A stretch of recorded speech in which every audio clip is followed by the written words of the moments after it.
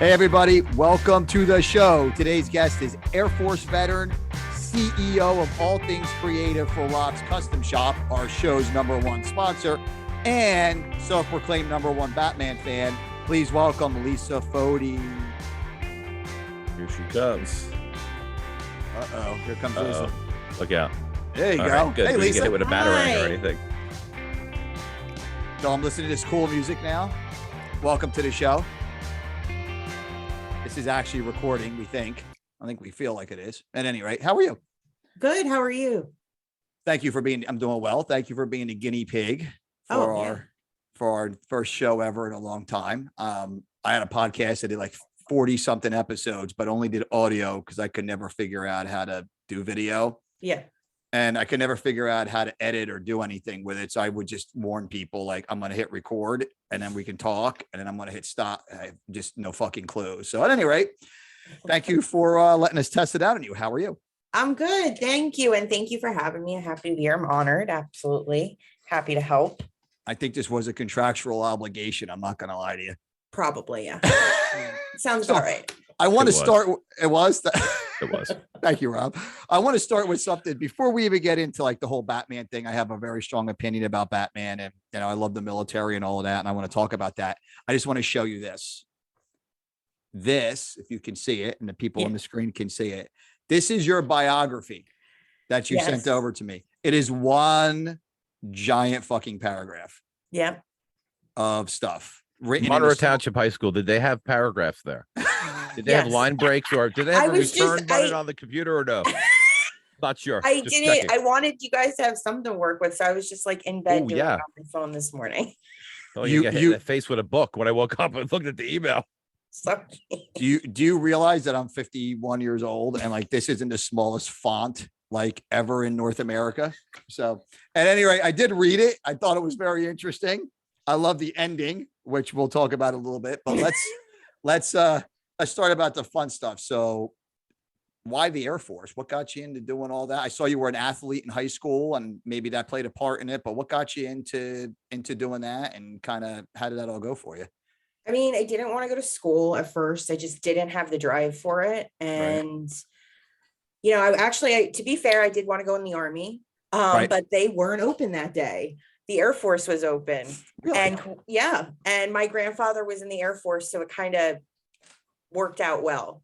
I never thought I was going to be in the military. I never thought I had I don't want to say the guts, but the strength. Yeah.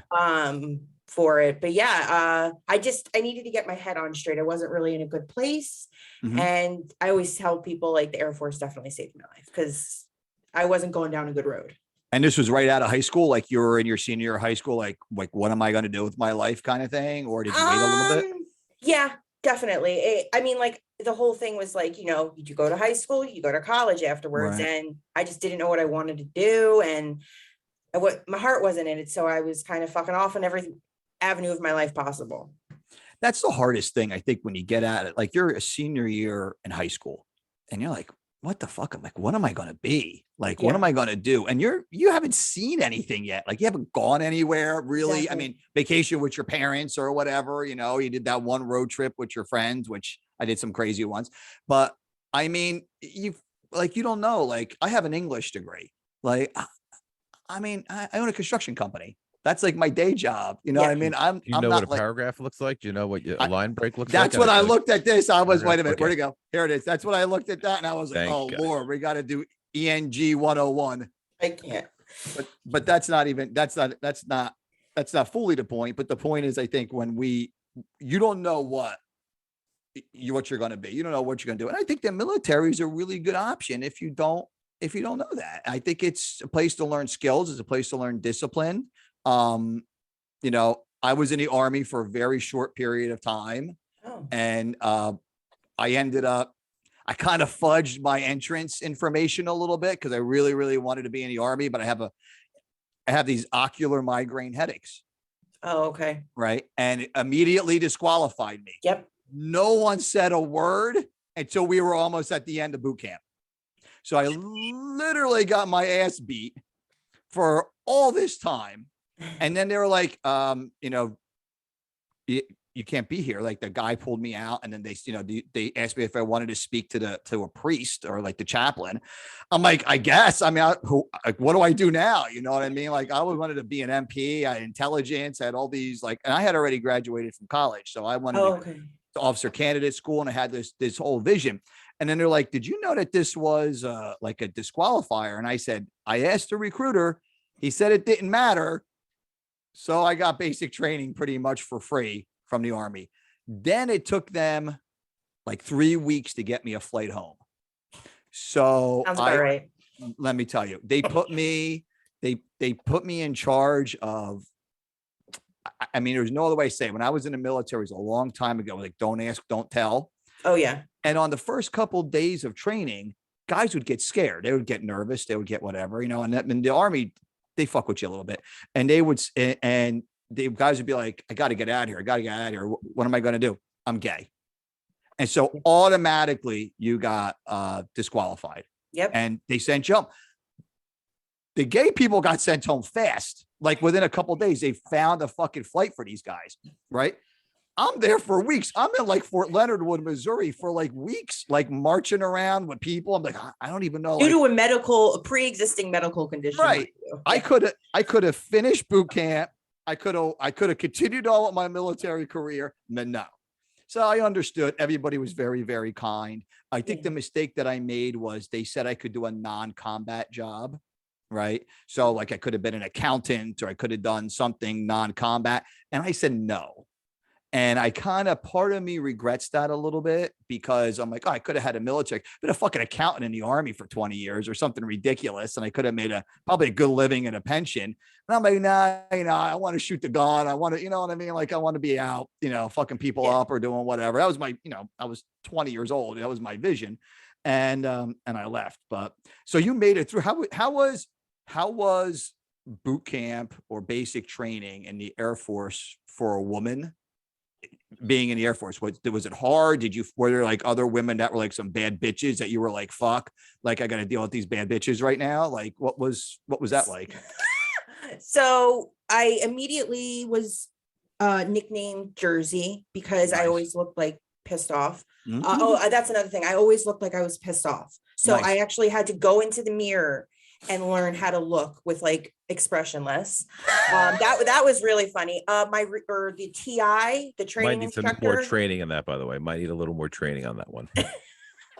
And the TI said to me, he called me Foti for probably like the first 2 weeks. Right. I didn't correct him. And then he heard one of the other flight mates calling me Foti, or referred to me as Foti. And he's like, Foti, get your ass over here. And he's like, and I had by the way, male TI, and big, huge black guy, and very intimidating to say the least. And he's like, Foti, why didn't you tell me I was saying your name wrong? I said, sir, with all due respect, I'm not going to be the one to correct you. Yeah, as a female, it wasn't, I was in during a scandal time when I was going through boot camp. There was a lot of sexual assaults that came out. Yeah. I didn't witness anything, nor did I experience anything, thank God. But as far as I know, or as far as I experienced, it was pretty easy. I mean, the whole thing is to not brainwash you, but to break you down completely. Sure. And kind of train you to be this whole different person. I didn't crack. Like everybody says you crack your first night. I didn't. I kind of knew what I was signing up for. I think maybe that I wasn't fresh out of high school. That helped me. Right. But there were a lot of girls who broke. I saw a lot of guys who broke. I broke when it was something with working out. I was pushing myself really hard, and TI was saying something like, oh, if you don't get a good score on your run time and this and that, you're not going to be able to graduate and you're going to be stuck here for another week. That's what broke me. Yeah. Like I didn't want to have to go through another week of this shit and not be able to see my family. That's what broke me. Also, I had problem losing weight up until I joined. I had to cut weight up until I joined. And even when I was in basic, I was on the borderline. So I actually had a specialized diet. I couldn't eat what everybody else ate at the chow hall, which was interesting as a female. Sure. I didn't really read too much into it, but I mean, it was worth it. But that makes you better though. Like oh that, yeah, no, like the like that kind discipline. of stuff makes you better. It's like, I remember where was your basic? I was at Fort Leonard Wood, Missouri, which is the middle of like fucking nowhere. Like there's a tattoo parlor and like a strip club and like that's it. And that's Fort Leonard Wood, Missouri. Where were you? San Antonio, Texas. All right. And additionally with that, by the way, right off the base, I'm not even shitting you, golden fucking arches every day when we would work out at like 4:00 in the morning. You have to see golden arches. That's Hold terrible. on. Restrictive diet next Yep. to a McDonald's. Yeah, Is that what you're saying? Yes, That's it. exactly. It's It might exactly be what the I'm saying. seventh layer of hell, by the way. I'm not sure, but it might be. That's very true. That's hilarious. When I was there, the one thing I remember a lot is drinking water. Oh was yeah. Hot as fuck. And when you got in there, so they had grits for breakfast, grits for lunch, and grits for dinner, right? There was always grits. And I now I really like grits, and that's what I got out of my Army experience. But you had to drink 2 glasses of water at each meal before you could drink or do anything else.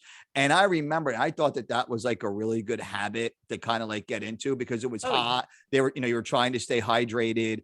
And I thought that was a pretty good way of training.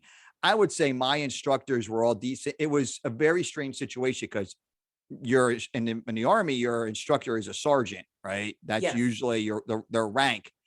When you have a college degree and you go in and you start as enlisted and then you go to officer candidate school, you're an E5.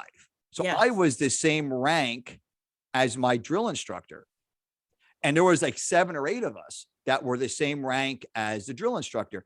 And a lot of like, they brought us to the side and they said, look, like you guys, you got to respect the drill instructor. And I'm like, thinking like, I'm just looking around like, whoa, like what the fuck's going on in here? Like, I don't know who anybody is, right? I'm like, just tell me what to do and I'll march around and I'll follow the rules.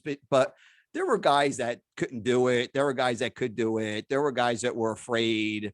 I think the recruiting process was terrible. Like for me, the guy just straight lied. But that was very commonplace as I was in what was called transit platoon at one point, where they send people home. Yes. Right. That's the whole goal of transit platoon is you have a medical issue, you're gay, you're this, you're that, whatever it is, transit platoon sends you home. That was when I was there in the 90s. And there were people in there, you start talking to them and they're like, well, I was squirrel hunting in fucking Arkansas and the recruiter saw me and said, you could shoot a gun really well, son. Why don't you sign up for the Army? Next thing you know, I'm here. I have high blood pressure, high cholesterol. I can't run. I'm in no physical fucking condition. You know what I mean? And here I am. So I hope that's gotten better. I think, when were you in? Was it recent or like when did you get out? 2009 to 2015. Oh, so that's pretty recent. Pretty recent. I will say, I don't want to be disrespectful, Sure. but it has, in my opinion, gotten a little softer since I've Yeah. been out.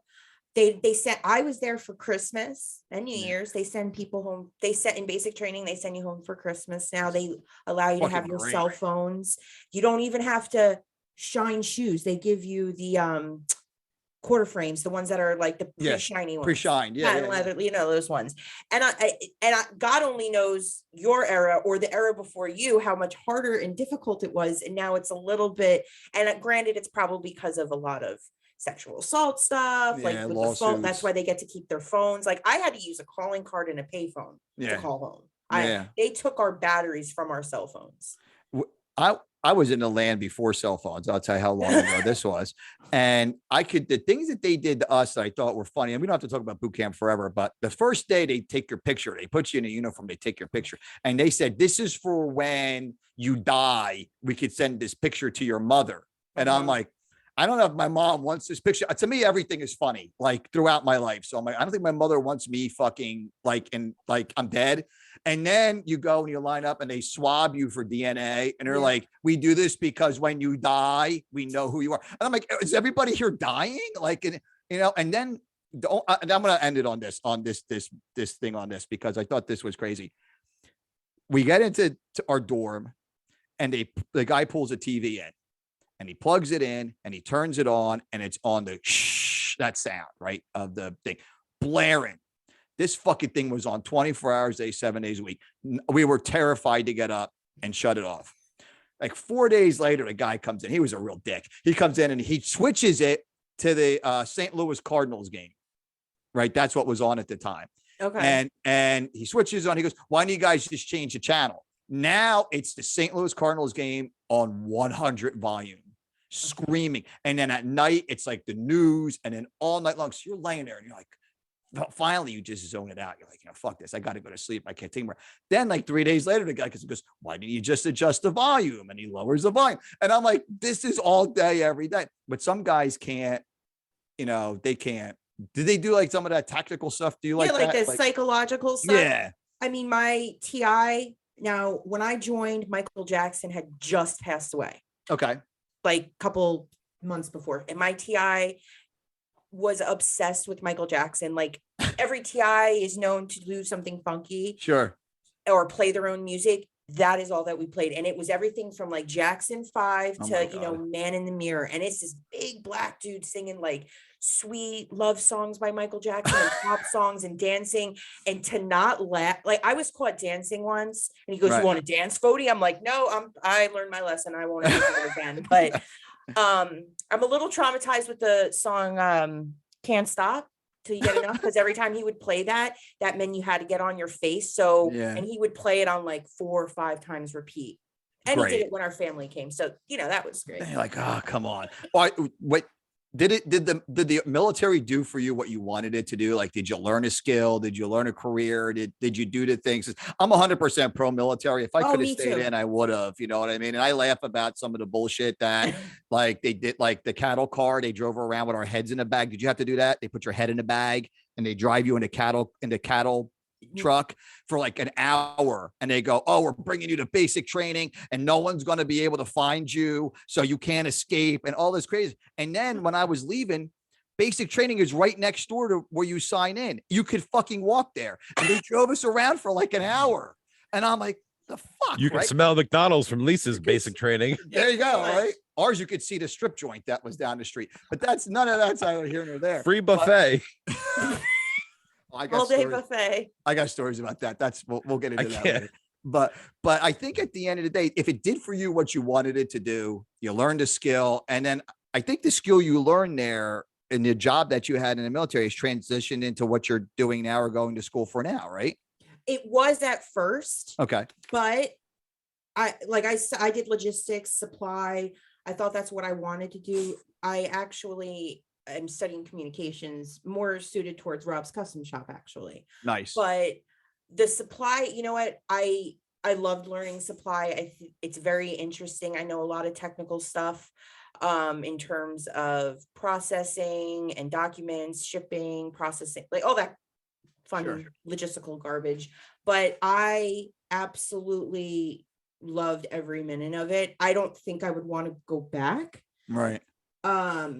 But I love some of the friends I've made are lifelong friends. Sure. And just the experiences and the discipline, definitely, because there's things in life that I learned that I don't think I would have learned otherwise. Being, I don't know, not just civilian, as it were. If that makes sense. Did you learn? Here's my segue. You ready? Did you learn that the new Batman, Robert Pattinson, sucks? Did you learn that when you were there? And did you learn that he looks like he can't even beat me up, and I'm not even a superhero, by the way? For the record. Whatever. Do you feel the same way, or do you feel as though I'll be I'm honest, totally out of bounds? I will be 100% honest. When I read the news, right, or when I remember I had my phone, I looked at it and I cried. I like literally had a breakdown. I was so like upset. Because I'm looking for emotional piano music right now. I'm looking for emotional piano music. Hold on. Go ahead. Keep talking. Because I'm a Batfleck Keaton kind of girl. Okay. But it wasn't horrible. I thought the movie was well, but he needs to, like, I don't know, get some Bane Venom or something, because you can't take that seriously. What's funny is, like, for me, Christian Bale's Batman. All right. He's handsome, he's chiseled, he's got all the women. I always remember that one scene where he walks in with like the two blondes, right? And he's gonna jump into the not the pool, but like the fountain or whatever it is. He's fucking Bruce Wayne. I mean, he's got money, he's got women, he's got it all. And then you see Robert Pattinson, who looks like he hasn't come out of his mother's basement. And you're like, so then my younger son goes, "Oh, I really like the new Batman." And I'm like, why? Like, how do you like justify? He goes, "That means anybody could be Batman." I go, "Well, that's not the point. The point is that no one should be Batman but Bruce Wayne, right?" It's like, Rob from Rob's Custom Shop and producer of the Ray Agliata show, he ain't fucking Batman. I'm not Batman.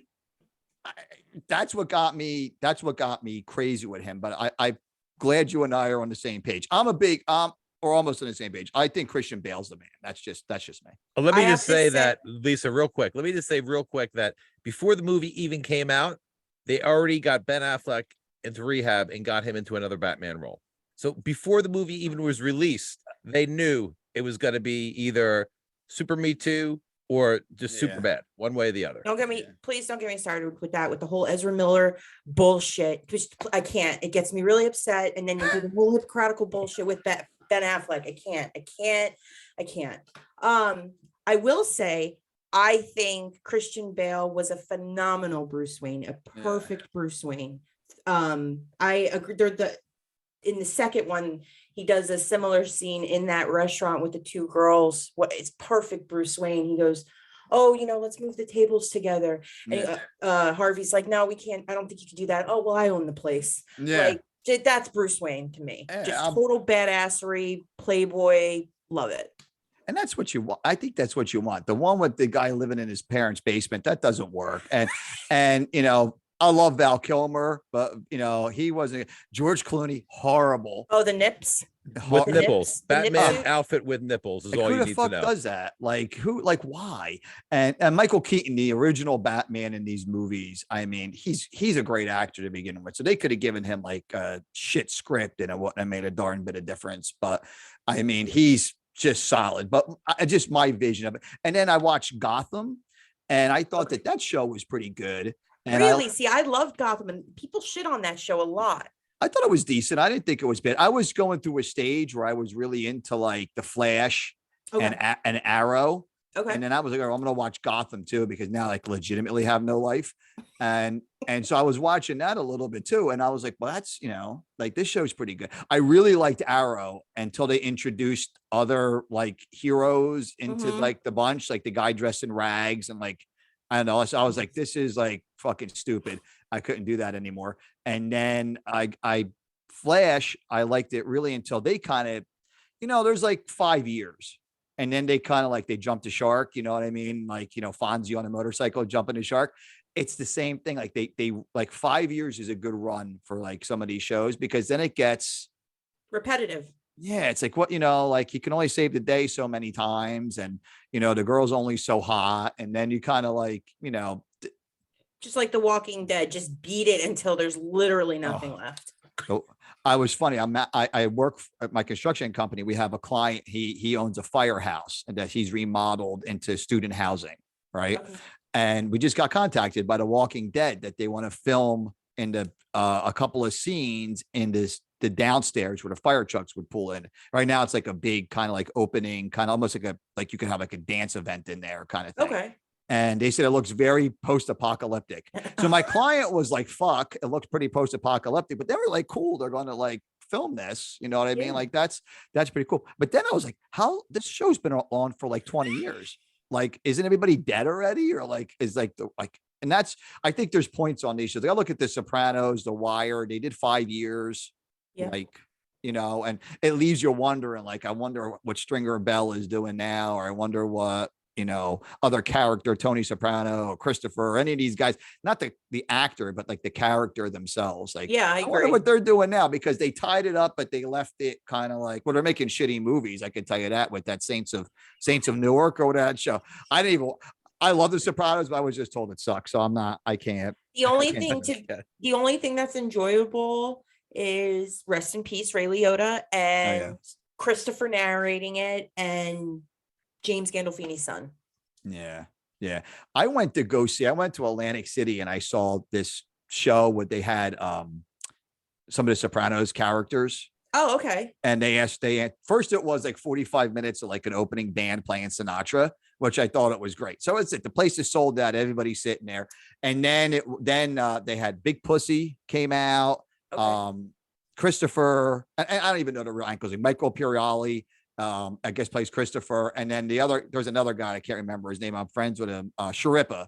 He comes okay. out. Steve Shrippa. Steve Okay. Shrippa. So they start answering questions. Like they answer their own questions and they kind of move the show forward. And then they open up to like a microphone. It's like you can go up to the mic and you can ask like a question and they'll answer it. And everybody's asking like Sopranos related questions, right? Everybody. And then this lady comes up. She is fucking tanked. And she goes to Big Pussy. She doesn't even call him by his real name. She goes, Pussy, you remember me from high school? And he's like, he's like, did I fuck you? And she goes, I blew you in the car in the parking lot at like St. Jude's. The place erupted. It was insanity. But by the end of the show, everybody was hammered, high, fucked up. These three guys wound up this audience so much. And the host was who's the guy on 1015? He was the morning guy on 1015. I can't think. Okay. He was the host. He couldn't fucking hold it to Bill Spadia. He could not hold the show. They threw him off the stage in like a matter of minutes. They're like, Bill, nice knowing you. You're not keeping this under control, bro. It was fucking crazy. But shows like, I don't know. I've never been starstruck or anything like that. That's not me, but I don't know. I feel like the shows have 5 years in them. I feel like these movies, like Christian Bale should have done another Batman. Like he should have done one more.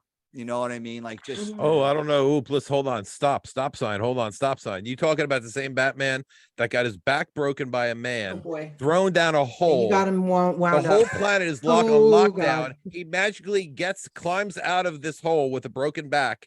And then there's a private jet waiting for him. And he just moseys on in because the military can't get in.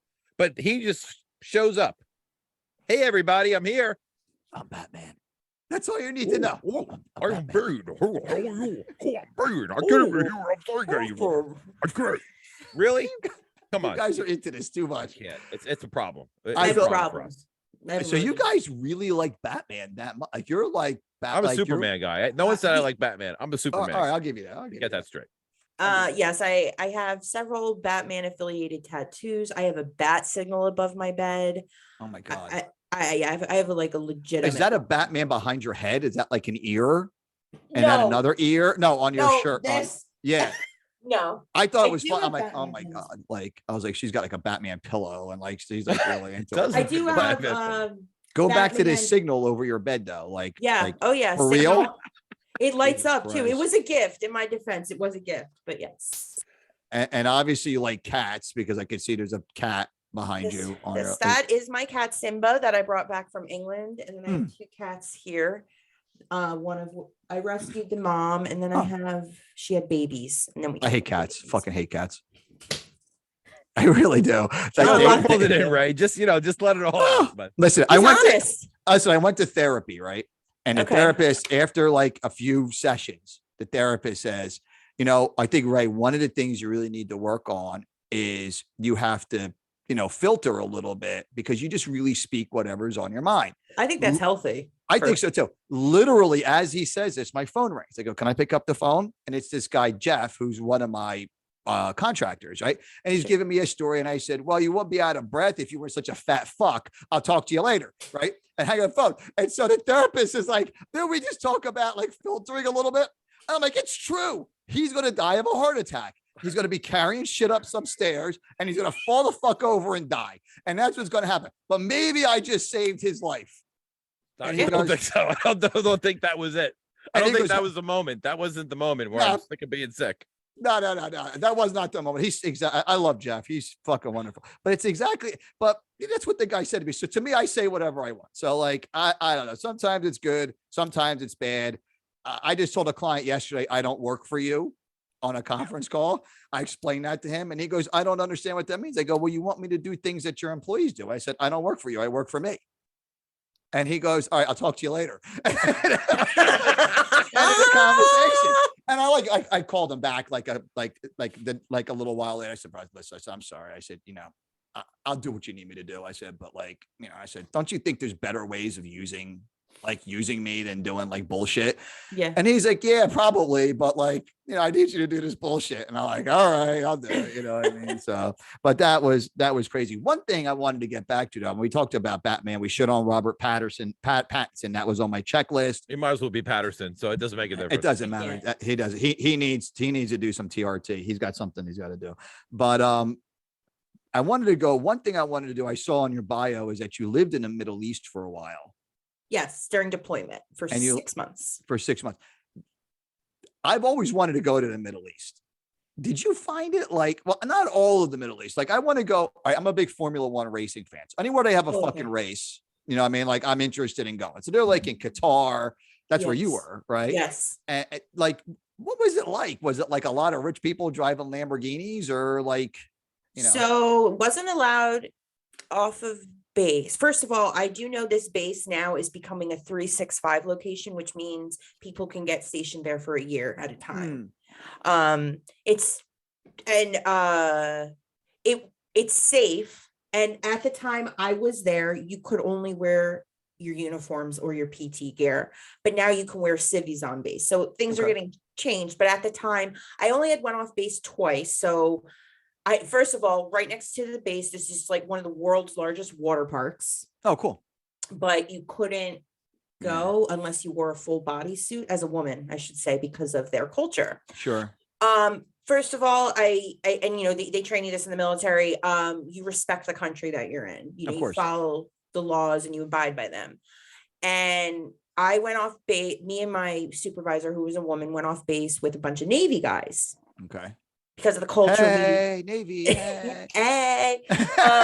So we went off base with them. First of all, we went to McDonald's and I had a chicken Big Mac because they don't do beef. All right. So that was pretty cool. Interesting. That's the first problem. Then we went to one of the mall. Oh, first of all, when we went to the mall, me and my female supervisor had to walk behind the men because of that. Some rules. They don't shake. Now, a lot of these might be old wives' tales. I don't know. But they shake with their left hands. Yeah, I heard that. They wipe their ass with the right. Fascinating. I've also heard about Man Love Thursdays because I was off base on a Thursday because women are for babies, men are for pleasure. So there's a lot of homosexuality there as well. In Qatar? Yes. I would have never in a million years thought that. Really? I did see it. Oh yeah. Men, in their in their clothes and they're holding hands, kissing. In the mall, there was a theme park, by the way. Right. Also in the mall, they called it the bougie side, and it's all Prada, Gucci, and there's security guard. I've never been to a mall like this. That's interesting. It very upscale, and you think of the desert, you think sand, you think Nevada. Yeah, sure. Arizona, not like that. Beautiful long palm trees. I saw a lot of race cars when we were out. Nice. They have money. All right, Lisa, I got a question for you. You ready? Yeah. Top temperature. Go give Ray your top temperature. Oh my God. Go ahead, go. He won't even believe it. He won't even believe it. Go, tell him. Before summer weights, uniforms were invented. Just backstory. 165 degrees was an average. Oh my God. And the sand is white. Right. So you have the reflection. You I was they call it a Cadillac, where it's a dorm. Well, so first of all, the dorms are stationary RV units. Right. And the Cadillacs are where you go to the bathroom, which is just another trailer. Sure. And when you would walk outside, it would be you would have to look down and it would still blind you just from how hot it was. And the reflection off of this white sand. Oh God, it was so bad. I know two people. Well, I don't know directly, but there were two people that died of heat exhaustion while I was there. I believe that. Contractors. And they would drop off cases every day, pallet cases of water and Gatorade to us. and it's so I would hot. have people would make fun of me. I would bring 2 cases at a time to my room because we would all Sure. have like little mini fridges and Mhm. stuff. I'm like, I'm not trying to keep going out in this fucking heat. No. We were allowed 3. There was a bar on base. Fox Sports built it. Oh, cool. That makes sense. And it's really nice. It was a really nice bar. You're allowed at the time you were allowed 3 drinks a day. And of course, you know, living in England, I thought I was a badass and I could handle my alcohol and I wanted to get drunk. So I did like a beer, a shot, and wine. And it was so hot at night that I like Oh. got sick from it. Sure. It wears you down. Yeah, it was just, but the heat itself, I remember, we had this is fun. When you land, Right. they say E3 and below get off the plane Okay. when you land because you're on there with chaplains, officers, Everybody. Yeah. everybody. They say E3 and below get off the plane, and I'm like, what's going on? And we had to unload the entire plane because you are the crew. Really? Yeah. So we got stuck in Italy for 3 days on That's the not way bad. to Qatar, and our plane had no AC on it. Mm. So we were already sweating and we were supposed to land at night, but we So landed. what is the temperature in the plane? Is it like over 100 degrees? By the way, it was the world's ghettoest fucking plane I've ever been on in my entire life. Like, Fucking you know, the great. one from England to Germany, like, was so beautiful, so nice, so European Right. luxurious. Then you're in fucking, when we get to Italy and go to Qatar, it's like something from the fucking 70s, like, Awesome. and it was shaking. And they lied to us. They said, oh, the air crew is tired. No, you fucking need some parts or something to make that fucking plane fly adequately. That's great. But yeah, so when we got off the plane, it was the middle of the day and we're unloading the plane of luggage and they're like throwing water at us. They're like, drink water. You're going to pass out. Okay, I before said that something else was the 7th level of hell. Unpacking an airplane in the middle of the day, and by the way, it's Qatar, not Qatar, right? I mean, we made it. They made it Qatar because everyone called it Qatar, but it's actually Qatar, right? Qatar, right? Qatar. But because Americans want to do what they want to do, we have to call it a Qatar. So I can't believe that you had to unpack luggage. Like, how long are you unpacking that for? Like 3 hours, 2 hours? There was a lot of us, so maybe like an hour and a half, because then we had to go to our dorms and they're like, oh, you can go, you should probably get some food and rest. Yeah, and, makes sense. You know, like normal things. And we'll come to get you tomorrow for your like reporting station and where you're going to be working and learning about the base. There were several chow halls. Right. Some of the best food I've ever had actually was during deployment at the chow. Really? I will say though, they did do like a surf and turf night where they would do like lobster tails, steak. Then would do like steak and eggs. All right. Other branches love to shit on the Air Force, by the way. Yeah, I know. I found out during deployment, everybody hates the Air Force because they call it the chair force. Because we get luxury. Nice. That's nice. The Army usually gets nice. the worst. The Army is some shit, man. I don't remember anything nice. The food sucked. Yeah, the food I heard is horrible. They constantly fucking yelled at us.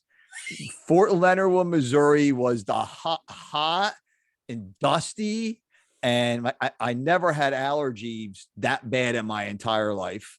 It was so bad that I actually snuck away and went to the on base like PX and bought allergy medicine and like hid it so I could take like this allergy. I was like nothing I've ever experienced. I'm like, this fucking sucks. Like this blows, you know what I mean? But at the end of the day, with you, at least you got to go see the world a little bit. Like I've always wanted to go to England. I think England's got to be. My brother lived in London for a year and he loved it. I've always wanted to go there. You know, I'm interested in the Middle East because I'm very interested in like alternative lifestyles, not just like LGBTQ or whatever like that, but I'm interested in like, how do people really live? Like when you see, like I will do a lot of work in Philadelphia. So you see, oh, look, that's where the Sixers play. That's where, none of that's reality. Like Yeah. reality is like the shit. It's like, how does the person in Philadelphia or Qatar or London, like how's that? That's what I've always been really, really interested in that.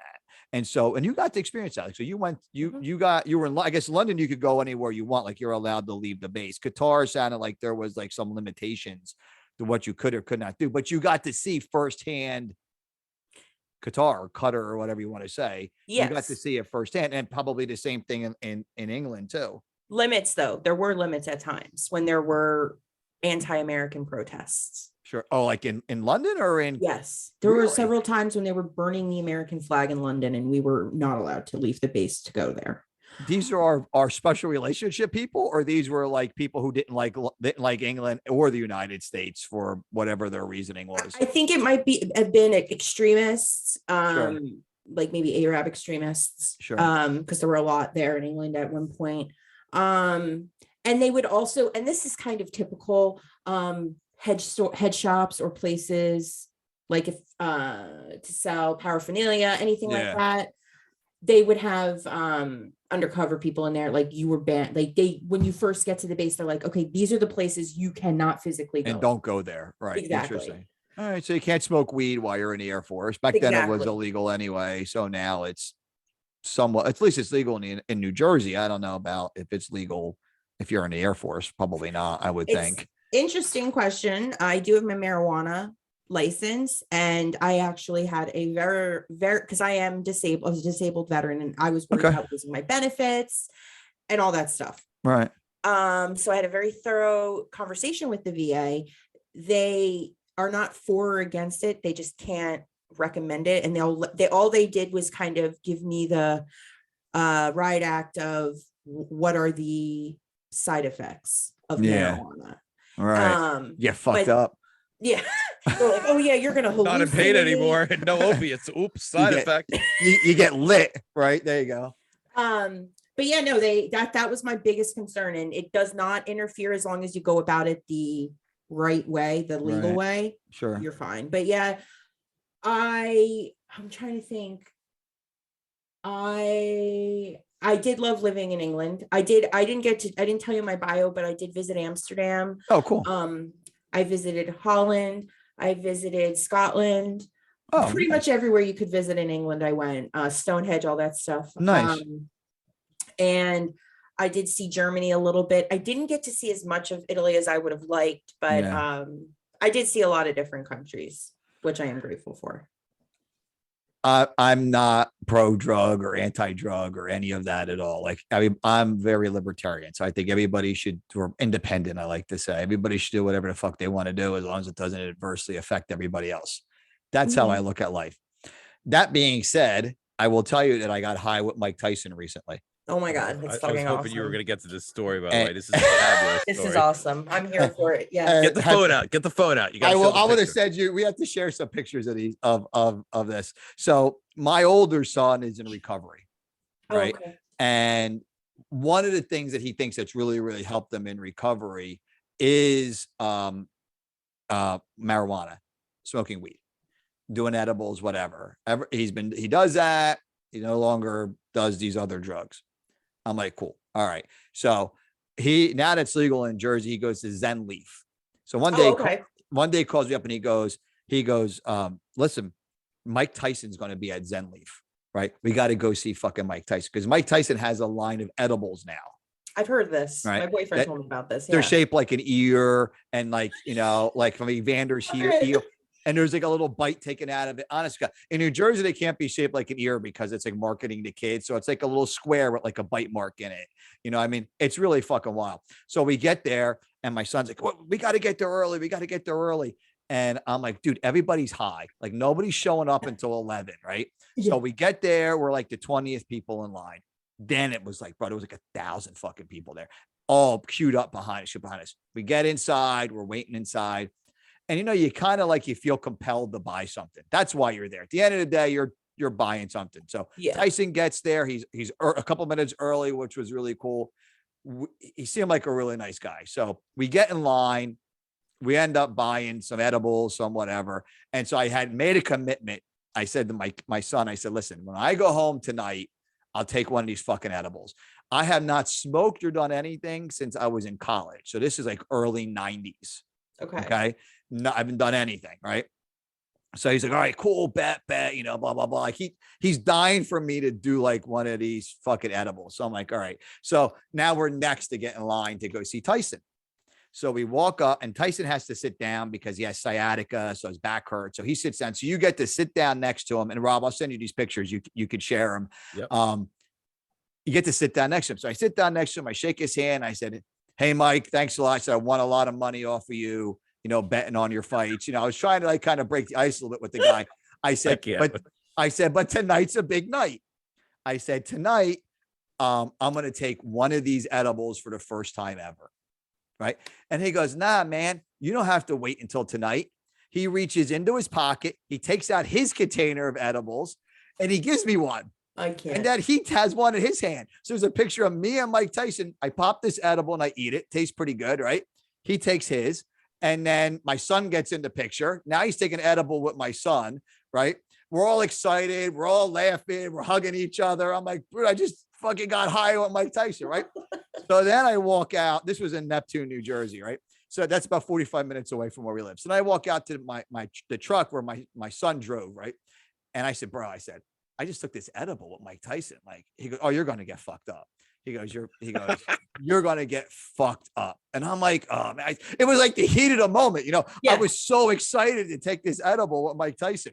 So I get in a pickup truck and I order like a pizza, whatever. I said, I'm going to, you know, we'll pick it up on the way home. And Brothers Pizza, if you live in Mercer County or in the Princeton, Trenton area, Hamilton, you're never going to find out where I live. So fuck you guys. But this is just, you know, a general idea. The pizza is fucking great. Secret location. Right? Secret location. It's my back cave. I'm upstairs at Rob's house in case you didn't know, but that's neither here nor there. So I order all this food, right? In anticipation that I'm going to have the munchies, right? By the time I get to Brothers Pizza 4 minutes away, I am fucked up. Right. I walk into Brothers Pizza and these guys, they'll be like, hey, Ray, what's up? And I'm like, yo, dude, like, what's up, man? Right. Like, I was fucking lit. Open your phone and show the photos. The photos are classic. Just hold I them get up all like the this. phone. I get there, right? I get all the food. I get all that kind of stuff. I go to my house, right? I eat an entire I'm gluten-free. I eat an entire gluten-free pizza. I drank like a 2 liter of fucking soda, which I don't drink. I eat an entire bag of potato chips, like the big bag of fucking chips, right? Then I sit on the couch. By this time, I'm like, what the fuck, right? I'm watching cooking shows on YouTube and I'm cracking up. I'm like, this is fucking great. This is hilarious, right? I'm like beside myself. Then I pass the fuck out. And like an hour later, I wake up and I'm like, I feel great. Like I felt like well rested, nourished. Obviously, I had a good time. You know what I mean? I ate a whole fucking pizza. Like 12,000 calories later. I was flipping the slices over and just fucking eating the pizzas. It was fucking crazy. Right. So I'm like, for fuck's sake. Then I felt great. So I was like, so then in the meantime, you know, my son, Austin, he had taken one, but he's so high all the time. It was like pretty fucking normal for him. I find out that my younger son took one. He's like, Dad, that was fucking awesome. I'm like, what the fuck is going on? Like, everybody's high, you know what I mean? But it was like, I'm pulling up these pictures now. It was so, I'm going to put these on the RayAgliataShow.com. It was so much fun.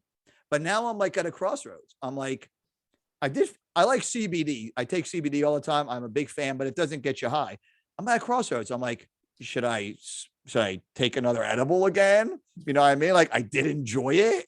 Now Sounds like you're the life of the party when you take an edible. Email me the Just photo. it I'm out going to there. show it right You now. know, my cousin who can't come on the podcast because of the job that he has. He's like, dude, you should do shrooms. I'm like, what the fuck is going on? Definitely Like, not. That's a large leap, by the way. From That's that a large to that, by the leap, way. right? Yeah, it is. I'm like, what the fuck, right? So hold on. Hold on a second. Here is a picture of this is me when I first sat down with Mike Tyson. I don't know, can you see that?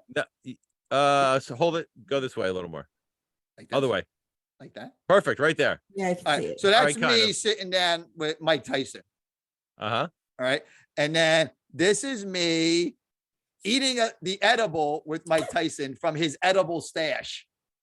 You All right. literally email me the photos. And I'm gonna I'll email I'll them bring to them you, up right so I now. can't. We I could see put 'em in the I thing. can't. I see the Mike Tyson. fabulous. Yeah. And then at this point, I'm already realizing that I'm going to get fucking lit. So I told him, I said, Mike, I said, I think I'm going to get fucked up. This is him cracking up saying, oh, you're going to get fucking fucked up. Like this is him cracking up.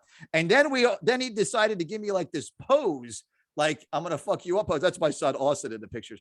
It was this was one of those experiences that were so insane that you can't believe it. Rob, I'll send them to you in a minute. You can't believe it. But this is how this story gets even crazier. Like a couple of weeks go by, and the company that I do some work for, they have their own app. And we can talk about this app. It's an algorithm. It tells you how fast to move. It's all bullshit, right?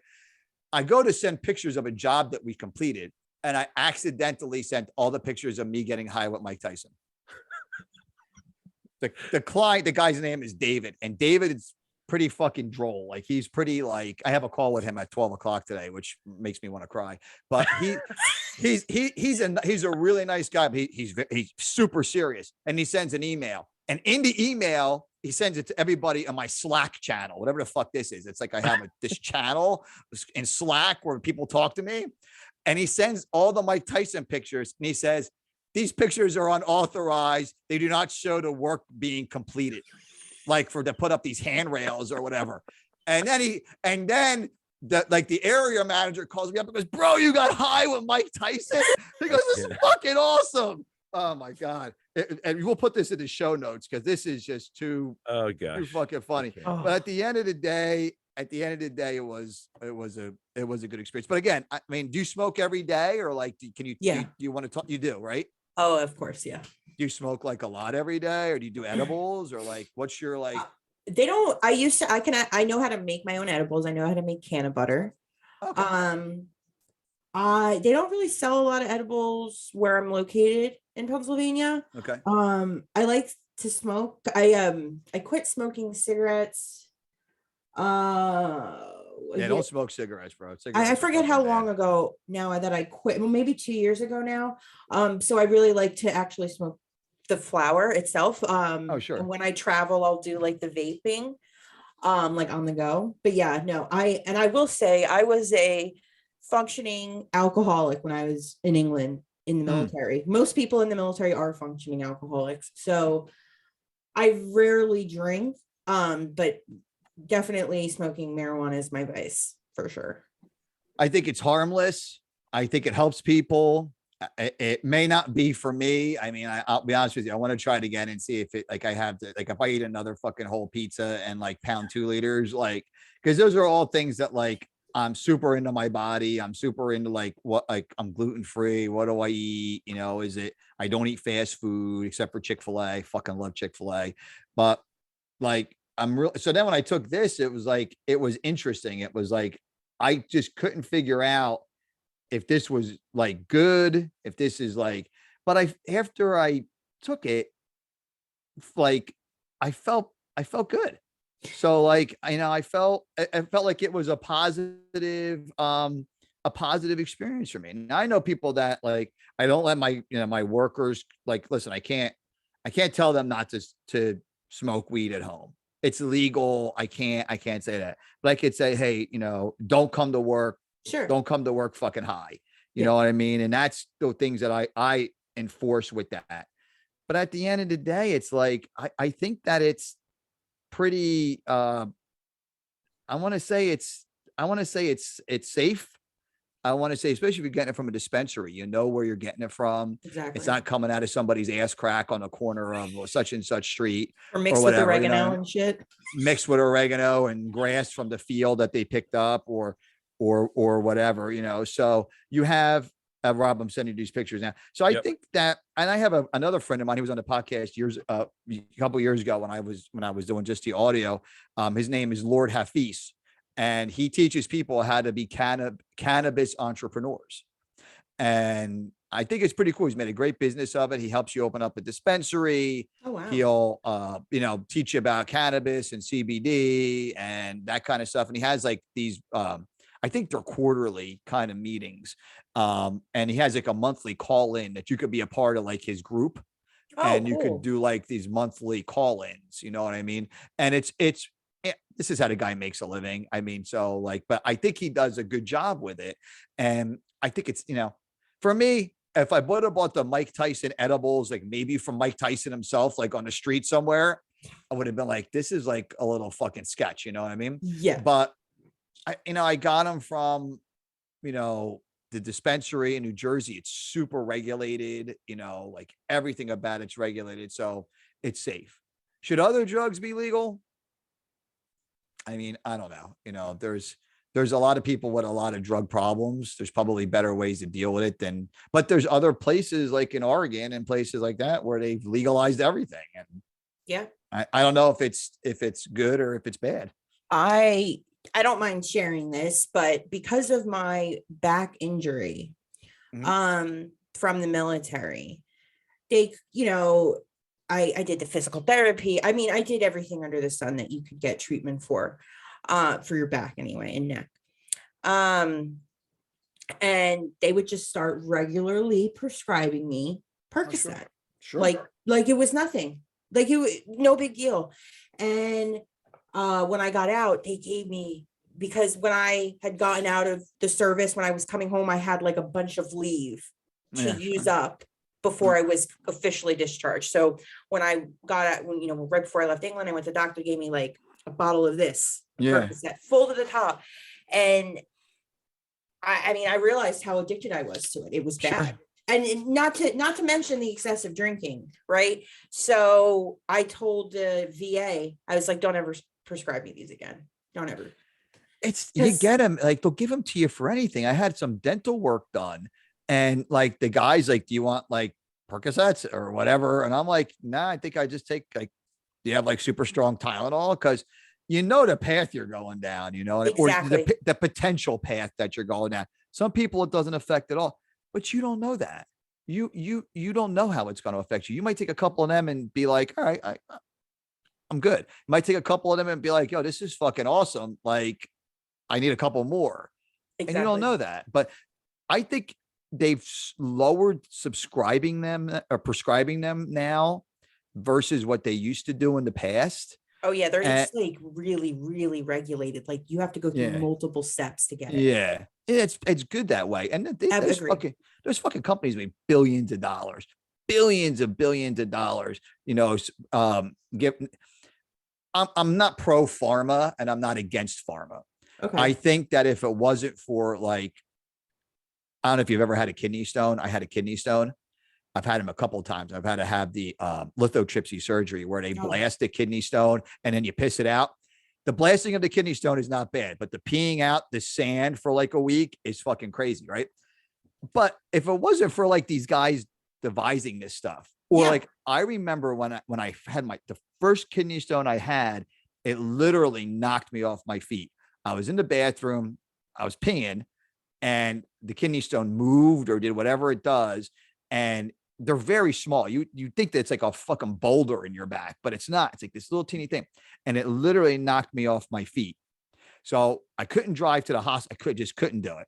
So I call my dad up. My dad comes and picks me up. We get to the hospital and I'm feeling pretty good. Like the kidney stone has gotten to where whatever it had to do. Right. Mm-hmm. So I said, I think I have a kidney stone. I said, okay. And as soon as I get in, I'm sitting down there again. This fucking thing decides it's going to like make a move again or do what it did. Now I'm on my hands and knees in the bathroom of the emergency room. Like I'm I'm in the emergency room, but I'm in the bathroom. So they give me an IV and they said, in 3, we're going to count to 3. You're not going to feel anything. And I was like, all right, 1, 2, 3, boom, gone. And it was some kind of like, it was a pain blocker that mentally, like it does something in your brain. You still have the pain, but you don't know you got it anymore. Right. I don't know what this medication was. I was like, probably like a nerve block. Like a nerve blocker, right? But then of course you're like, well, would you like 500 Vicodin to bring home with you? I'm like, no, I'm good. I mean, maybe I'll sell them. I don't know. But I'm like, no, I think I'm good. And then like, if it wasn't for that and it wasn't for like, so like there's some pros to pharma, but then there's also some things that like these drugs, like they shouldn't be giving you like, hey, would you like to bring home a case of Oxy with you? It's like, no, Exactly. It's like, yeah, you know what I mean? and I mean, I think you're right. I think it's definitely more regulated, but like you see that I had suffered from anxiety and depression, and oh yeah, let's just give her a whole big bottle. And I'm like, this is why there was an opioid crisis, because people, then the doctors will stop prescribing it, and Yeah. then people just go pick up heroin for half the price on the street. Yeah. And you don't know what's in that shit. You don't know where Exactly. that's coming from. You don't know what Exactly. What's dark going to be web cut with. channel. Exactly. You No, don't, I think pharma, there's great benefits, especially antibiotics, like sure. phenomenal, because even like if somebody is shot or like in the military, like loses a limb, there are times and places where that kind of You need it. intense medication is absolutely needed. But the I don't know if it was laziness. I don't know. It felt like lazy and like, okay, here you go. Yeah, Here just is. take it. Yeah, they know it's going to alleviate your pain, but it's not going to make it's not going to fix what's the matter with you. Exactly. And you And can't that's the even problem. function right. Yeah, and you You can't. can't. That's why I do like weed, because it's helped me learn how to function and kind of deal with the pain. Sure. I used to get acupuncture, by the way, Oh but yeah, I've done that. I love it, but the VA was getting to be a pain in the ass about it. So I had sciatica and I did a combination of chiropractic and acupuncture because, of course, the regular doctor wanted to give me whatever oxy and this other stuff called skolaxin, which I thought, or something like that, which like a muscle relaxer. Didn't really do much. Yeah, that's what it is, right? Yep. And didn't really do much for me. I went to the chiropractor, and chiropractor said, if you do chiropractic and you do acupuncture, and I'll tell you where to go for the acupuncture. If you do that and you follow this protocol, your back will start to feel better. And it's going to actually help to fix, not mask what's going on with that. Exactly. Now, some of this chiropractic shit's quackery, you know what I mean? And again, it's like anything else. You have to take it all with a grain of salt. There's going to be stuff that your doctor tells you that you don't agree with. I found a great doctor, and how I found her was I went into my insurance. Her name is Dr. Marriott, Christine Marriott. Like, if this woman wasn't married, love her. Like, I love this woman. 10 years out of medical school. And that was my thing. How am I going to find this doctor? Joe Rogan said, find a young doctor. So I went through all the doctors in my plan, and I found, based upon when they graduated from medical school, I figured that would be how I could figure out their age. And she knows about CBD. She knows about, I go to a nutritionist that is like a non-standard. I'll talk, it's advanced nutrition and in I don't know where you live in PA. You don't have to say it on here, but advanced nutrition is in almost kind of near Newtown. okay. So it's a really, really it could be quackery, it could not be, but it's helped me, where they check like your like biomarkers by holding this metal thing in your hand, and then they tell you what vitamins you could take and what food you should or should not eat. So you tell that to your regular family physician, and she thinks you're fucking nuts. Yeah. Dr. Marriott doesn't think you're nuts. Dr. Marriott said, well, let me see what she tells you to take. And it's a multivitamin. It's this, that. She's like, this stuff's all great. You know what I mean? So like, you got to find that right doctor, and you got to find like that right person that has, not from like 1976, where they don't like, they haven't updated their credentials in like 40 years, but somebody who's like a little newer to the game, somebody who has some, like, I wasn't afraid to say to her, hey, look, here's a bag of shit this lady told me to take. It was all like natural herbs and stuff. I take it every day. I feel great. You know what I mean? Is it because of that? Or is it because I have a gluten-free diet now? Or is it because I maybe it's a little bit of everything, you know what I mean? But I think there's room for that. I also think that there's room for pharma. Cause look, man, if it wasn't for pharma and that kidney stone, I'd probably be dead. You'd be dead. Like how, now you go and they blast. Now I'll tell you, I'll share this with you. Like, men and women pass kidney stones similarly, yet quite differently. It's a lot easier for a woman to pass a kidney stone. I've heard it's very painful for a man. Oh, Lord Jesus Christ. Even after they shoot this, they whack you with this. I don't know if it's a whatever wave it is, like it's like an ultrasound. Yeah, kind of thing. And they break up the stones real small. They never tell you that it's the passing of these stones, this sand, that's going to be painful. They don't tell you that. So the first time I had it done, I had to get a catheter that Oh. they don't put it in your, and they don't put it in your penis. They put it between your kidney and your bladder. So you're asleep while they do this, right? They go in through the penis and they attach this thing, and it makes the tube from your kidney to your bladder wider. So it's easier to pass these stones. So the first couple of times you take a pee, you think the world is going to end because you're like, what the fuck, right? Like everything hurts. So then as time goes on, your body starts to adapt to it. So you're like, all right, it still hurts, but like I'm passing these stones. I see them, I'm passing them. Everything is good. So they don't tell you how they take this thing out. Right. Oh, here's the picture. Hold on. Here's the pictures of me getting, that's me and Mike. Hold on. I'm going to talk to you about how they pulled this tube out, but that's me and Mike Tyson. Right. He was such a nice guy, man. Straight gentleman. Really, really, really good guy. I look good. My arms look good. I'm very happy. I have my Real Cannabis entrepreneur shirt on, size medium. This way I look a little bit bigger. You know, it was. I was gonna say, is that a small or is that yeah, small? it's a medium actually. Medium. Gotcha. And then he was a very nice guy. Here comes the next one. You have the next one to show or no? Hold on a second. So anyway, so I'm doing this as he's talking about this. The doctor says we have to remove this catheter tube. And I was like, all right. So I go, he goes, we do it in the office. I'm like, all right, sounds good. Right. So I go to the office, hot Asian nurse smoking. Right. She goes, we have to numb your penis. I'm like, who's we, first of all? And I'm like, how do we do this? Right. So she slathers on this like cream, and she says, the doctor will be back in a few minutes. Right. So the doctor comes in. He's really, this guy, I don't go to this urologist anymore. I go to a different guy because he was up in North Jersey, and I just don't feel like driving up there anymore. And the guy I have down here, again, I found him. He's like 33 years old. The guy's fucking great. Dr. Alex Arnook. He's wonderful. But at any rate, I get, now I'm numb, and I'm like, all right, this is like a cool sensation. I don't know really what's going on. So the doctor comes in. He's an older guy, super nice guy. He goes, this won't take long. I'm like, all right. They feed this tube with like a hook. This is what like a hook into your penis. Right. And they have to, he looks at this thing like this, and he has to catch the hook on the bottom of the catheter that's going from your bladder to your kidney. Right. They fill your bladder up with saline or whatever the heck it is. So he's fishing around in there. You don't know what to feel. I'm looking at the hot Asian nurse. I'm like, this bitch is hot, right? But I'm emasculated right now because this guy's digging in my penis, right? I don't even know what to say. Then he catches the thing and he goes, all right, we're good to go. And he pulls it out. It's the strangest sensation ever. You're like, what the heck just happens? And then you just like, you pee everywhere. And I'm like, I'm looking at this nurse, and she goes, oh, don't worry. Everybody does that all the time. I'm like, trying to get phone numbers. You know what I mean? In the meantime, I'm like, I peed all over the fucking place.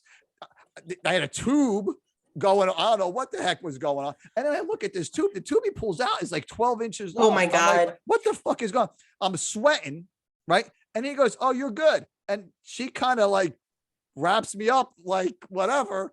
And then they're like, you know, just go to your car and leave. I'm like, fuck this.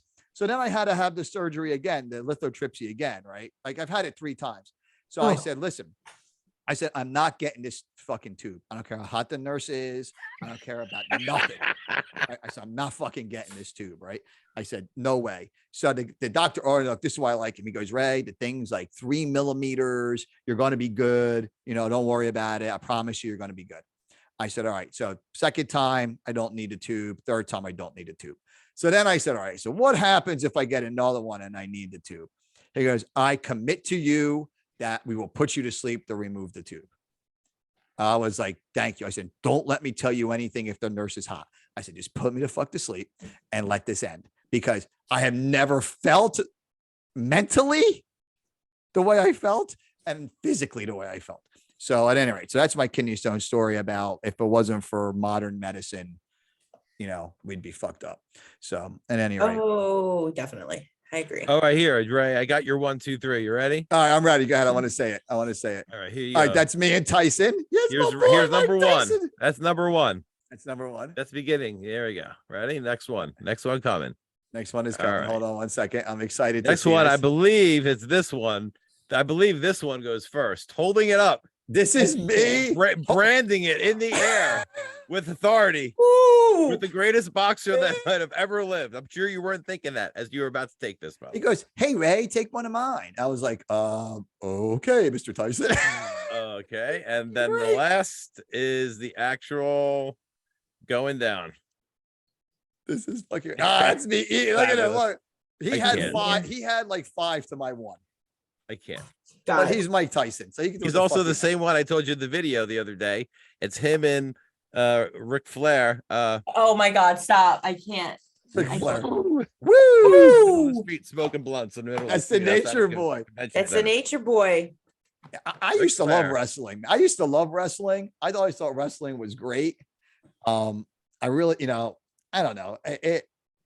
These guys are great athletes, but there's a story to tell, and that's what they do. You know what I mean? It's not like MMA. They got 3 5-minute rounds or 5 3 whatever the fuck it is. I get all into the fight, just get ramped up. I don't know, but it's a different situation. Those guys really beat the dog shit out of each other and try to win.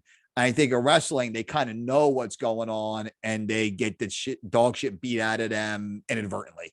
I Yeah. think that's kind of like what happened. So I want to leave on this because I think that this is important.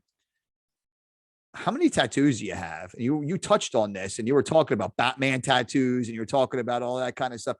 I love tattoos and I love the euphoria that you feel Yeah. when you get a tattoo. I know think what I have about 30. I lost count. Jesus Christ. Yeah, like I have. Like I lost count on Oh, guitars. nice. Hold on. Let me pull out my Joker tattoo. That's Really? awesome. I have a Riddler. That's awesome. I have on this arm. We have I like a flag. Yeah, I have it's Dugout Daisy, and I kind of modified her because I'm a Yankees fan. Okay. Yeah, Oh, okay. she's pretty fucking hot. Oh, that's I got to cool. flex on that, going to the gym. And then on this arm, I have Angels wings, and it says "Working them Angels overtime." Nice. And that's a quote from a Rush song that I like. And the fact that I always do stupid shit like climb on roofs that I can't get off of. I have to like jump off the roof and I'm like, guardian angel, whatever, probably like, they must be like, Jesus Christ, this is fucking Ray again. Like doing something fucking stupid, like trying to, you're afraid of heights, asshole. Why are you on, what's that thing called where you have to hang and you have to go from tree, like use like a zip line? You ever been on Yeah. a zip line? Yes. If you're afraid of heights, shithead, why are you doing a zip line? I don't know. I'm You're just doing it because the bungee jump was all booked up. So you had I'm like, I don't know. I think I just want to like torture myself up here. So, but at any rate, so do you feel that same? I feel euphoria when I get the tattoo, and I know after a while it hurts, and but I always feel like, yeah, I got what I wanted. I got the art, but it's almost like a high, like a tattoo Yes. high. It's the same. It's like an adrenaline rush kind of feeling like you would get from going on a roller coaster. That's how I kind of related to. People like everybody has different feelings when it comes to tattoos. I love shading. I don't know why. I know a lot of people hate it, but I have this theory that like when they're doing the outline and everything, a majority of the area gets numbed out. So the rest you just kind of have to power through. But yeah, no, I get very euphoric. I love getting I just love the art. And I like the way that you can everybody's own expression is different. with Yeah. the art. I agree. I found a good tattoo artist. I love her. She's great. Her name is Nikki Rogers, and she's in Ewing, New Jersey. I tell everybody this is like a promotion for everybody that I go to in my life. Like I'll constantly say, hey, you need a good urologist? Go see Dr. Arnold. You need a good tattoo? Go see Nikki Rogers. She's fucking great. But it's the truth. She's very good artist, and I've always had a good experience with her. And I liked her a lot. Now we're getting towards the end only because I have this stupid fucking conference call that I have to do at 12 o'clock for my job that actually pays me. But I saw one thing that it caught my eye on this insane biography that you sent me. This giant run-on 4-point. What is it? What's it called when the point is? It's not 12-point text. This is like 4. Yes. This Yeah, is it's that what it is, Rob? It's like a 6. It's right? like a 6. Like a If you don't 6. It's like half of the size. You said your interests are all things pop culture. Green Day. Yes. Okay. So I'm going to give you a great Green Day story. Okay. I've met Billy Joel, by the way. Oh, did you really? I do. I have a picture. I can send it to Uncle. I'll send it to Oh, my uncle to show Send you. it to Uncle Rob. Nobody right. knows I'm that the until uncle, now, everybody. like an No one hour figured and that a out half. Uncle, yet. uncle. All right. I would love to hear your Green Day story, by the way. So we went every year, and this is, I'm just going to sum this up quickly because every year we would go to Las Vegas for a quote unquote bail bond convention when I owned my bail bond company. It was just debauchery for like 3 or 4 days. Sometimes I didn't even bring a change of clothes. It was like so fucking nuts. Right. So anyway, I'm playing craps in the Wynn. All right. Wynn Casino, doing pretty well. And the 3 guys from Green Day, it was Billy Joe, what's the Trey other guy? Cool Trey Cool. and Mike Dirnt. All 3 of them walk up, say, never played craps before, ever. None of 3 of them. So for us, like my buddy Jason Fink, Jason from Connecticut, he's the fucking best craps player on the planet. Win, lose, or draw, you have hours of fun. And he has all these crazy things like people in orange hats roll 6s and, just insanity, like all of this kind of stuff. That guy's got a button down on. I bet you he rolls a hard 4. And it's like, I don't know where he comes up with this shit, but some of it's really real. So he finds out that these guys have never played before. So we said, we'll teach you how to play, but you guys have to commit to like rolling the dice, because virgin rollers, like people who've never played before, always win for the table. Always. Right. These 3 guys didn't know what the fuck they were doing. Billy Joe didn't know where he was. Right. Oh, that's awesome. Look at you. That's fucking great.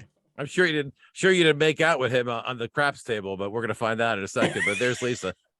Did you make out with him? Oh God, I didn't say that. Oh, I was gonna say, geez, that's a better story than my crap story. So anyway, these fucking guys were clueless, but they proceeded to learn the game of craps, taught by me, Jason from Connecticut, and my other gangster friend Rodney, right?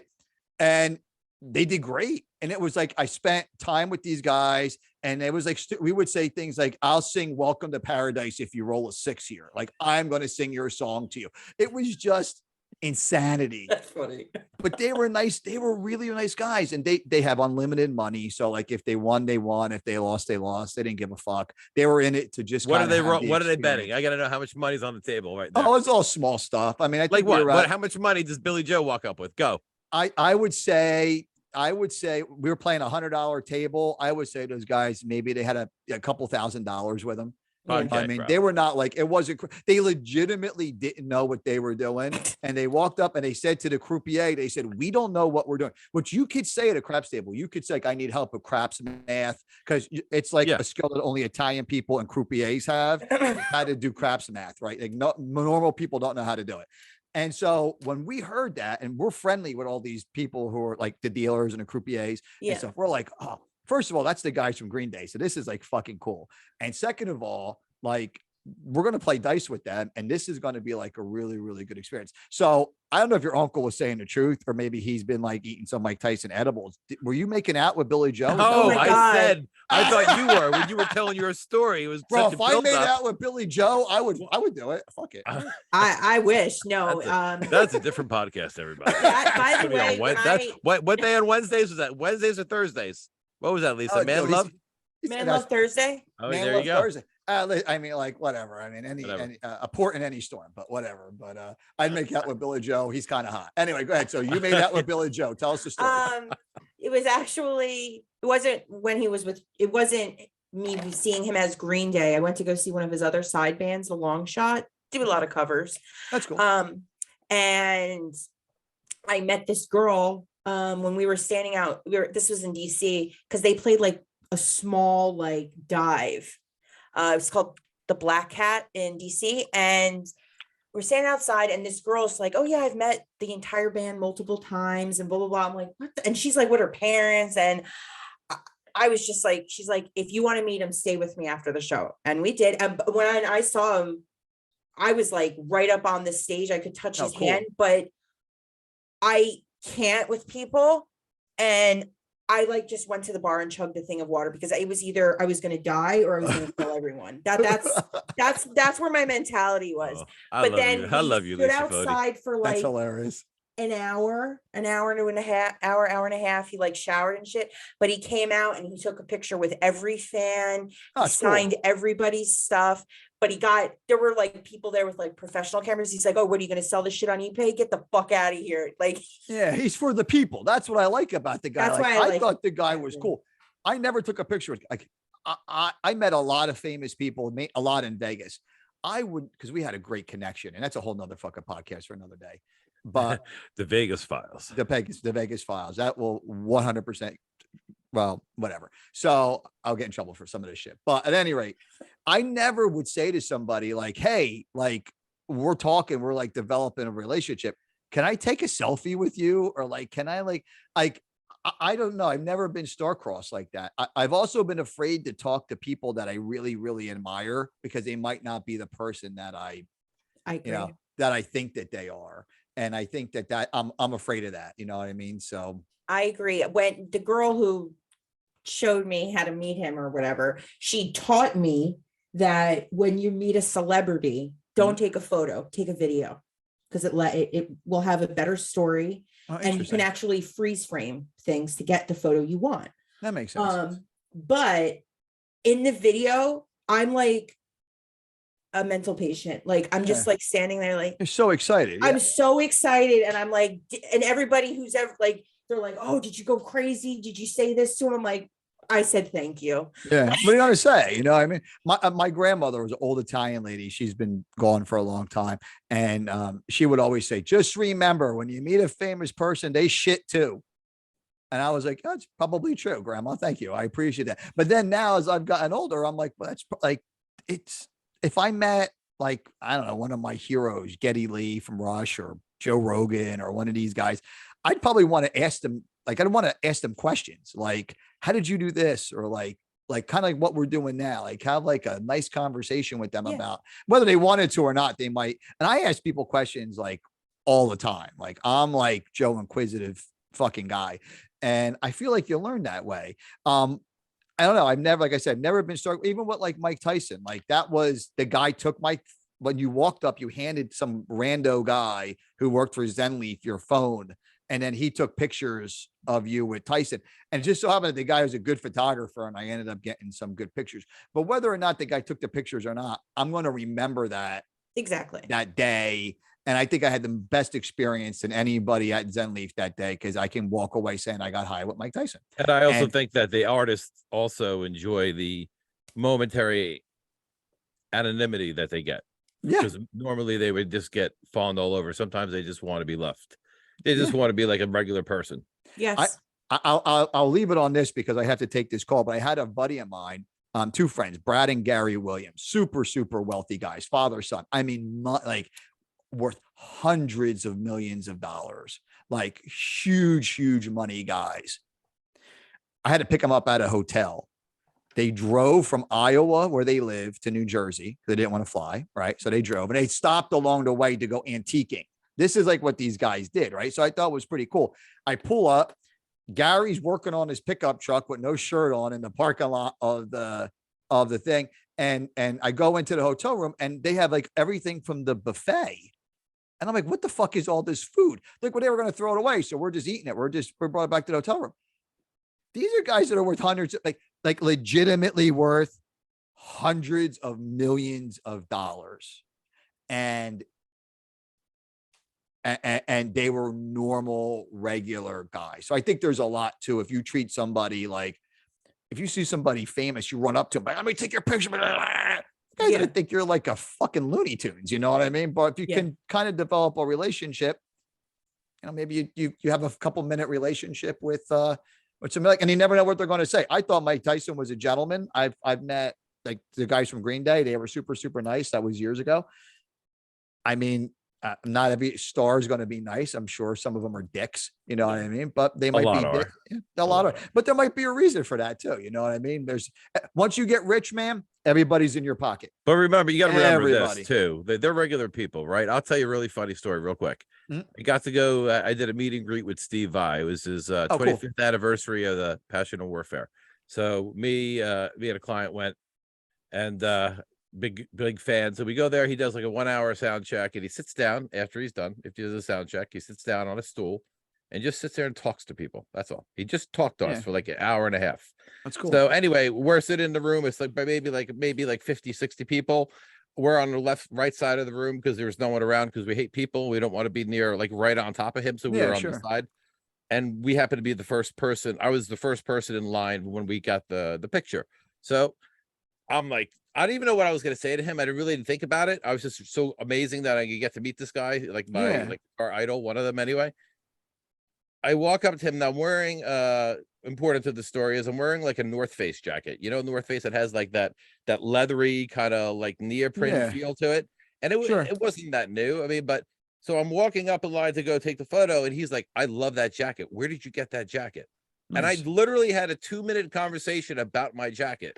Like, and I don't know if everybody in line thought we knew each other because he's talking to me about my North Face jacket. I'm like, the most successful human being in the world on the guitar, and he's asking me about my jacket, which is this shows you that I think every person likes to be normal, even if they're super famous. They have to have the period of being normal. 100%. And I'm not super famous by any stretch of the imagination. And I don't think I ever will be super famous. And I don't even think if I want to be super famous, I've always wanted to be, and I'll quote Killer Mike, the man behind the man behind the man behind the throne. That's the guy you want to be. Nobody knows who you are, but you got a ton of fucking money and you could do whatever it is that you want to do. And you could walk down the street and like Mark Cuban. Ton of money. Mark Cuban walks down the street. Everybody's going to recognize him. They're going to be like, or Christian Bale, or since we talked about him a lot today, they can't go anywhere. They can't like have like a normal, I just want their money. So like, if I had the money, I'd just go wherever the hell I want. I wear jeans and a t-shirt. I wear a Rob's Custom Shop shirt. And you're welcome. And no one will, and nobody gives a shit. So, all right, let me ask you, in conclusion, how was your first experience on a podcast? Or was this your first? I'm assuming this was your first experience. This is my first, virgin here. Or what was a virgin prior? Okay. I can't. No, that's your uncle. That's Uncle Did Rob. I mention that she's my niece? That's my godchild. That's my godchild talking like a filthy animal. Thank you. No, I loved it. I would love to come back, and it was a fun experience. And good.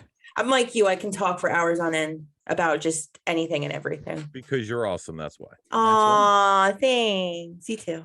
Don't let Uncle Rob fire you. Watch. Hold on. So, because, I have this guitar that I made, and this is the actual vinyl print we made for it. Nice. But since I knew you were coming, Lisa, guess what I pulled out for you? The guitar? This is a good way to end the podcast. Actual guitar that we made. Oh. That is awesome. So the first one is my father. And then the second one is my father-in-law, Phil, who we lost last year. And then Lisa. So those were like the three most important people, military, in the military, that line. Is great. So by the way, that was the first picture it's a Paul Reed taken. Smith, which is great. It's a great Paul Reed Smith. It's a great guitar, but I just felt like it needed something. And there it is, Lisa. Hope you like those are the pictures, Lisa, that they tell you to take before you die. Yeah, and I look like my hair is all like greasy and stringy. I look like I haven't slept or eaten in a week. Yeah. We're sending this to your mother before you die. Why? So she's like a walking corpse. Like, yeah. But listen, that's Rob's Custom Shop. That's what he does. He makes these great guitars. And eventually we'll record a commercial for him one day, but he makes these great guitars, does awesome artwork. I know you're the CEO of all things creative for Rob's Custom Shop, and there's no nepotism that Rob's your uncle, but nope. we throw that out there. Nope. And that's awesome. So thank you for being on the podcast. Super appreciate it. Thank you for having me. Absolutely. We will definitely have you back on again. And Rob, I hope you hit record because this was pretty fucking fun. Yeah. Wouldn't I be messed up if I didn't? Holy shit, that would be so fucked, man. That'd be so funny. What would it be? I'd have to go hit my bong to like clear my head warm up anyway. Yeah. All right, everybody. Thank you very much. Thank you, Lisa. Thank you, Rob. As always, thank you. And we will talk to everybody soon. Check us out anywhere you can find a podcast. Talk to you soon. Bye. Bye.